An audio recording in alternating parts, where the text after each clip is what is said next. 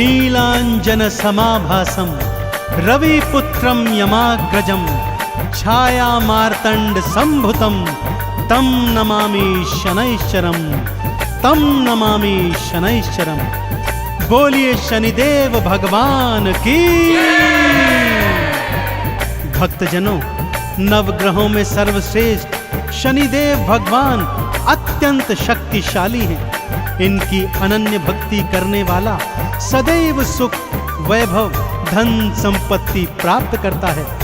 परंतु न जाने क्यों इनकी साढ़े साती से मनुष्य ही क्या देवता गण भी भयभीत हो जाते हैं। जबकि शनिदेव तो न्यायाधीश होने के कारण केवल अपने संचित कर्मों का न्याय करते हैं। इनकी शक्तियों की गाथाएं वेद पुराणों में वर्णित हैं, परंतु इनको दीनहीन और शक्तिहीन समझने की भूल का क्या परिणाम होता है। राजा विक्रमादित्य को क्या क्या भोगना पड़ा, आइए इस कथा के माध्यम से सुनाता हूँ।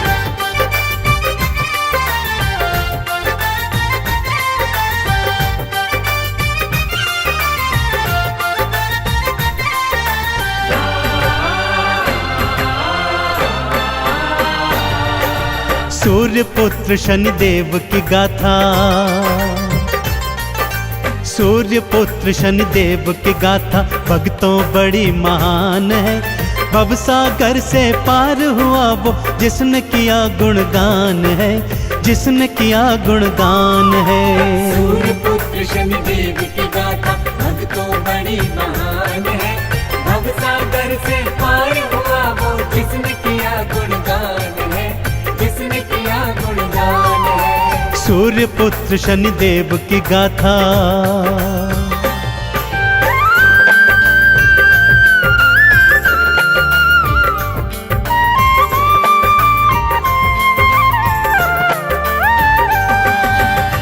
एक बार की बात है भक्तों, नवग्रहों में यह विवाद छिड़ गया कि उनमें से सर्वश्रेष्ठ कौन है। जब विवाद नहीं सुलझा तो 9 के 9 ग्रह त्रिदेवों की शरण में आए, परंतु त्रिदेव भी उनके इन प्रश्नों का उत्तर नहीं दे पाए। इस पर देवर्षि नारद ने नवग्रहों को बताया कि पृथ्वी लोक पर विक्रमादित्य नामक एक अत्यंत न्यायप्रिय राजा है, वही आपके प्रश्नों का उत्तर दे पाएगा। नारद जी की बात मान 9 के 9 ग्रह विक्रमादित्य के सन्मुख आए और वही प्रश्न दोहराया। विक्रमादित्य ने अलग अलग धातुओं के आसन बनवाए और नवग्रहों को अपनी अपनी पसंद की धातु के आसन पर विराजमान होने को कहा। आगे क्या हुआ, आइए सुनते हैं।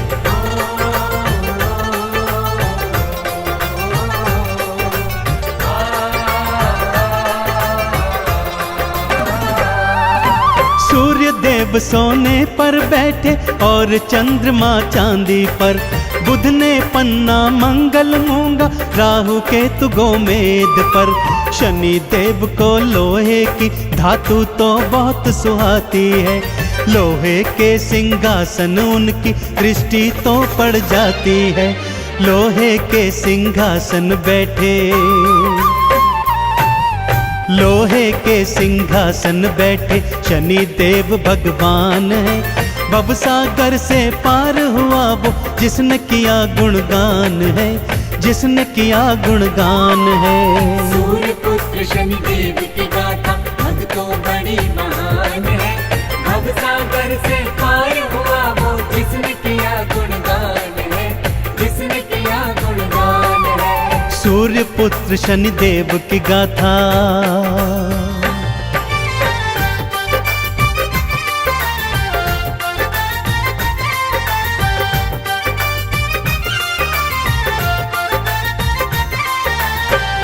जैसे ही नवग्रह अपनी अपनी पसंद की धातु के सिंहासनों पर बैठे, विक्रमादित्य प्रसन्न मुद्रा में बोले, लीजिए निर्णय हो गया। जो ग्रह सर्वश्रेष्ठ धातु अर्थात स्वर्ण पर बैठा है वह सर्वश्रेष्ठ है, और जो ग्रह सबसे निकृष्ट धातु अर्थात लोहे पर बैठा है वह सबसे नीचे है। यह सुनकर शनिदेव का क्रोध 7वें आसमान पर चढ़ आया। मन ही मन वो बोले, राजा विक्रमादित्य, आज और अभी से तेरी 7.5 प्रारंभ होती है। और वो सभा का त्याग कर चले गए।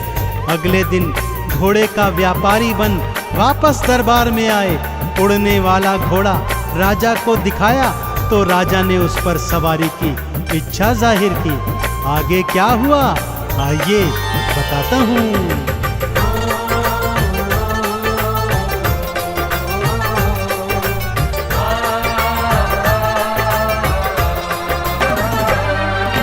घोड़े पर ज्यों एड़ लगाई, पवन वेग से उड़ने लगा। और घने जंगल में राजा विक्रम को वो फेंक गया। चोर लुटेरों ने राजा के गहने कपड़े लूट लिए। भूख प्यास से बेदम राजा नगर नगर फिर घूम लिए। एक सेठ ने जब देखा तो, हाँ, एक सेठ ने जब देखा तो लगा भला इंसान है। भवसागर से पार हुआ वो जिसने किया गुणगान है, जिसने किया गुणगान है। सूर्य पुत्र शनिदेव की गाथा भक्तों बड़ी महान है। भवसागर से पार हुआ वो जिसने किया गुणगान है, जिसने किया गुणगान है। सूर्य पुत्र शनिदेव की गाथा।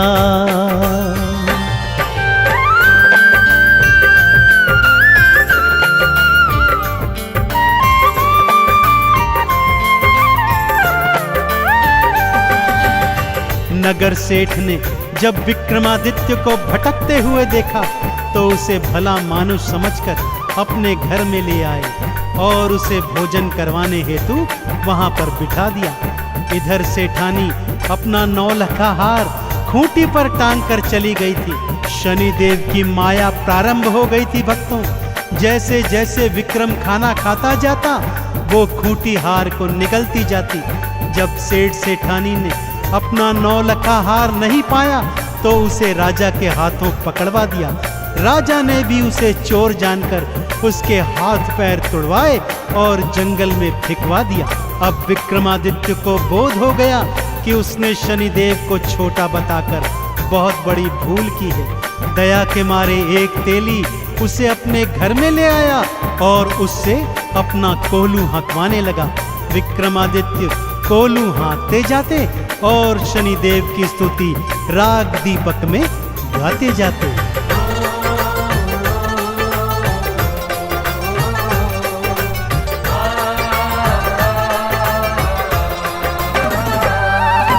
हाथ पैर सब टूट गए थे तेली घर कोल्हू हाँके।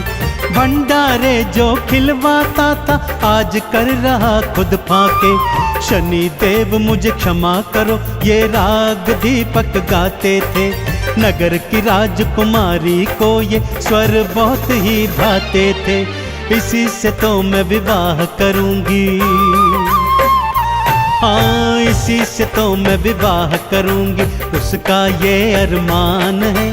भवसागर से पार हुआ वो जिसने किया गुणगान है, जिसने किया गुणगान है। सूर्य पुत्र शनिदेव की गाथा भक्तों बड़ी महान है।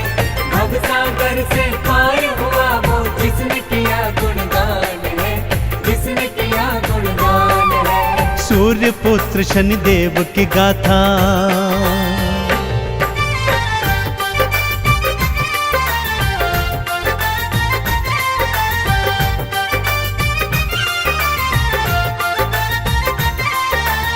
नगर की राजकुमारी को विक्रमादित्य की आवाज इतनी अच्छी लगी कि उसे बिना देखे ही उसने उससे विवाह करने की ठान ली। परंतु विवाह के दिन जब राजा ने बिना हाथ पैर वाले वर को देखा तो राजा ने विवाह को मना कर दिया। इधर विक्रम ने सच्चे हृदय से एक बार फिर शनिदेव की आराधना की तो शनिदेव ने उस पर से अपनी वक्र दृष्टि हटा ली और 7.5 भी समाप्त कर दी। जो ही शनिदेव की शुभ दृष्टि पड़ी विक्रम को पहले जैसा सुंदर स्वरूप मिल गया। खोया हुआ राज्य वापस मिल गया। बस अब क्या था, नगर के राजा ने अपनी पुत्री का विवाह विक्रमादित्य के साथ बड़ी धूमधाम से किया और ढेरों उपहार देकर उन दोनों को विदा कर दिया। राजा विक्रमादित्य रानी सहित अपनी राजधानी लौट आए।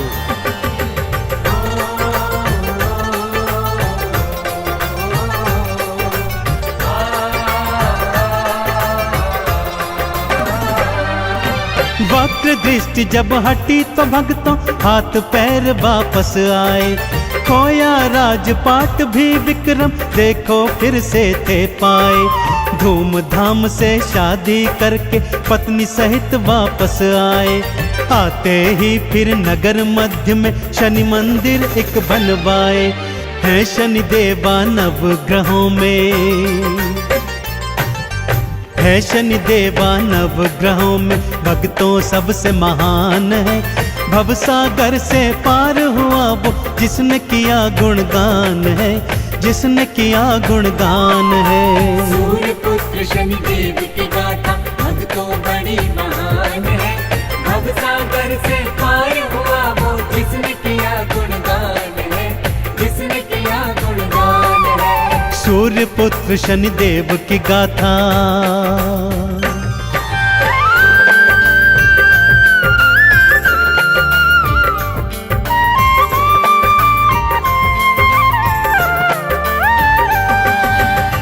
अब राजा विक्रमादित्य सपरिवार हर शनिवार को शनि मंदिर जाते, शनिदेव को तेल से स्नान करवाते, लोहा तिल तेल उड़द का भोग लगाते, उन्हें नवीन काले वस्त्रों से सुसज्जित करते, काले चने बैंगन और सरसों के तेल में बने पकवानों का भोग भंडारा बनाकर गरीबों को खिलवाते। इस तरह वो जीवन पर्यंत शनि देव के कृपा पात्र बने रहे। और भक्तों, यह कथा हमें यह संदेश भी दे गई कि नवग्रहों में सर्वश्रेष्ठ तो शनिदेव ही हैं। तो बोलिए मेरे साथ, भगवान शनिदेव महाराज की।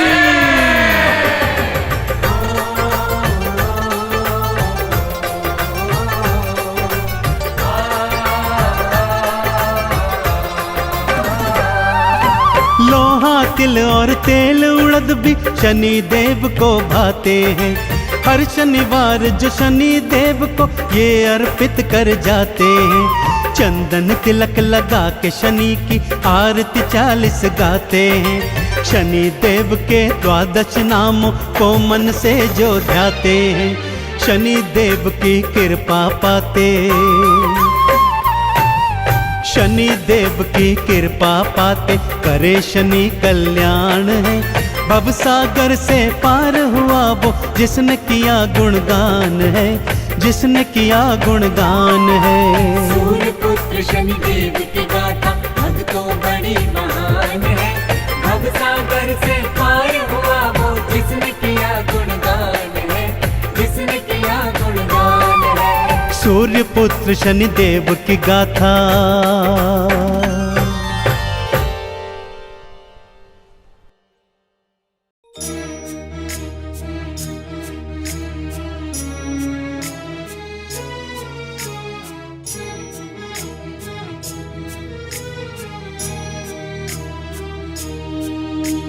नीलाञ्जना समभासं रविपुत्रं यमाग्रजम् छायामार्तण्डसम्भूतं तं नमामि शनेश्वरम्।